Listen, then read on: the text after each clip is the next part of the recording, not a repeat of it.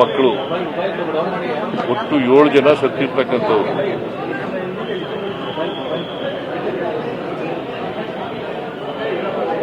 ಏಳು ಜನ ಗಾಯಾಳುಗಳು. ಮಾತಾಡ್ಲಿ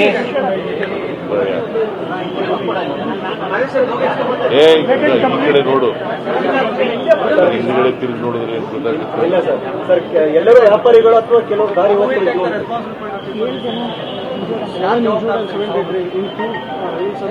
7 ಜನ ಇಂಜೂರ್ಡ್.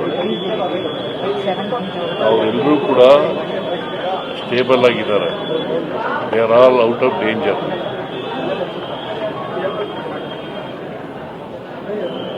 ಅವರಿಗೆ ಉಚಿತವಾಗಿ ಟ್ರೀಟ್ಮೆಂಟ್ ಮಾಡಿ ಅಂತ ಹೇಳಿದ್ದೀನಿ. ಉಚಿತವಾಗಿ ಟ್ರೀಟ್ಮೆಂಟ್ ಮಾಡಿ ಅಂತ ಹೇಳಿದ್ದೀನಿ. ಆ ಕಾಂಪೌಂಡ್ ವಾಲ್ ಯಾಕೆ ಬೀಳುತ್ತು ಅಂತಕ್ಕಂಥದ್ರ ಬಗ್ಗೆ ವಿಚಾರಣೆ ಮಾಡಿಸ್ತಕ್ಕಂಥದಕ್ಕೆ ಮಾಡಿಸ್ತೀನಿ. ತನಿಖೆ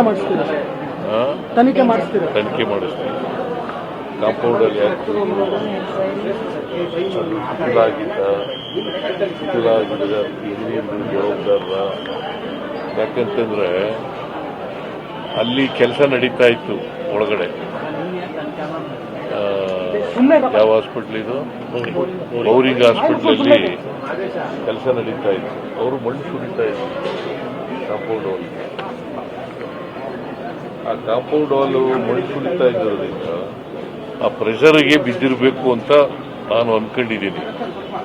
ಮೇಲ್ನೋಟಕ್ಕೆ ಪ್ರೆಷರಿಂದ ಬಿದ್ದಿರಬೇಕು ಅಂತ ಅನ್ಕೊಂಡಿದ್ದೀನಿ. ಸೊ ಅದಕ್ಕೆ ಇಂಜಿನಿಯರ್ ಕೇಳಿದೆ ನಾನು, ಎಕ್ಸಿಕ್ಯೂಟಿವ್ ಇಂಜಿನಿಯರು ಮತ್ತೆ ಅಸಿಸ್ಟೆಂಟ್ ಎಕ್ಸಿಕ್ಯೂಟಿವ್ ಇಂಜಿನಿಯರ್ ಕೇಳಿದೆ ನಾನು, ನೀವು ಯಾಕೆ ಅದು ಶಿಥಿಲಾಗಿದ್ದ ಇದು ಅಂತ ನೋಡ್ತಿದ್ದೀವಿ. ಅಲ್ಲಿ ವ್ಯಾಪಾರ ಮಾಡೋಕ್ಕೆ ಅಲೋ ಮಾಡಿದ್ದಾರೆ. ಆ ಬೀದಿ ಉದ್ದಕ್ಕೂ ಕೂಡ ಫುಟ್ಪಾತ್ ವ್ಯಾಪಾರಗಾರರಿದ್ದಾರೆ. ಬೀದಿ ವ್ಯಾಪಾರಗಾರರು. ಸೊ ಅದು ಶಿಥಿಲಾಗಿತ್ತ ಇಲ್ಲೋ ಅಂತಕ್ಕಂಥದ್ದು ಬೀದಿ ವ್ಯಾಪಾರಗಾರರು ಕಂಟಿನ್ಯೂಸ್ ಆಗಿ ವ್ಯಾಪಾರ ಮಾಡಬೇಕು. ಅದು ಶಿಥಿಲ ಆಗಿತ್ತ ಇಲ್ವಾ, ಅದು ಸೆಕ್ಯೂರಿಟಿ ಪಾಯಿಂಟ್ ಆಫ್ ವ್ಯೂನಿಂದ ಸರಿಯಾಗಿತ್ತ ಇಲ್ವೋ ಅಂತ ನೋಡಬೇಕು. ಇಂಜಿನಿಯರ್ಗಳು ತಪ್ಪಿದೆಯಾ ಇಲ್ವೋ ಅಂತಕ್ಕಂಥದ್ದನ್ನು ಎಂಕ್ವೈರಿ ಮಾಡಿಸ್ತೀವಿ.